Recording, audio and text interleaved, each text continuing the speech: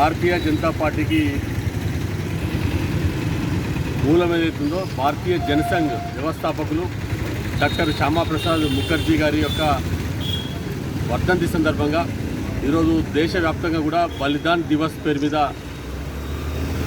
మొత్తము వారికి నివాళులు అర్పించే కార్యక్రమం నిర్వహించడం జరుగుతున్నది. ఈరోజు ఇక్కడ సుష్మా స్వరాజ్ గారి చౌరస్తాలో ఇక్కడ శ్యామాప్రసాద్ ముఖర్జీ గారికి నివాళులు అర్పించడం జరిగింది. డాక్టర్ శ్యామాప్రసాద్ ముఖర్జీ గారు వారు ఈ దేశ సమగ్రత కోసం కృషి చేసినటువంటి వ్యక్తి. ఈ దేశంలో కశ్మీర్ అంతర్భాగంగా ఉండాల్సిందే. అక్కడ ఉన్నటువంటి 2 రాజ్యాంగాలు, 2 జెండాలు, 2 ప్రధానులు, తర్వాత ఈ పర్మిట్ వ్యవస్థ కాశ్మీర్ పోవాలంటే పర్మిట్ వ్యవస్థ దీన్ని రద్దు చేయాలని చెప్పి మొదటి నుంచి కొట్లాడినటువంటి వ్యక్తి, ఉద్యమించినటువంటి వ్యక్తి శ్యామాప్రసాద్ ముఖర్జీ గారు.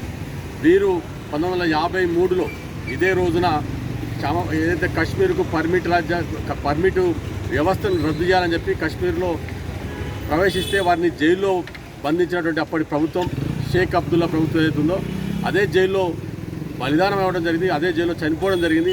ఇప్పటికి కూడా వారి యొక్క మరణం ఏదైతుందో అది ఒక మిస్టరీ అయినటువంటి వ్యవస్థ. అటువంటి దేశం కోసం, కశ్మీర్ కోసం బలిదానం భారతీయ జనసంఘ్ యొక్క జాతీయ అధ్యక్షుడిని శ్యామాప్రసాద్ ముఖర్జీ గారిని బలిదానం అయినటువంటి వ్యవస్థ ఈరోజు వారు ఈ దేశ సమగ్రత కోసం బలిదానం కావడం జరిగింది. వారికి ఘనంగా నివాళులు అర్పిస్తున్నాం. అదేవిధంగా వారి ఆశయాలు ఏవైతుందో భారతదేశ సమగ్రత కోసం దాన్ని కొనసాగించడం కోసం వారిని ఆదర్శంగా తీసుకోవాల్సిన బాధ్యత ప్రతి ఒక్కరి ఉందని చెప్పి ఈ సందర్భంగా తెలియజేస్తున్నాం. అసలైన తొలి వెలుగు. ఫాలో వాట్సాప్ @తొలి వెలుగు official.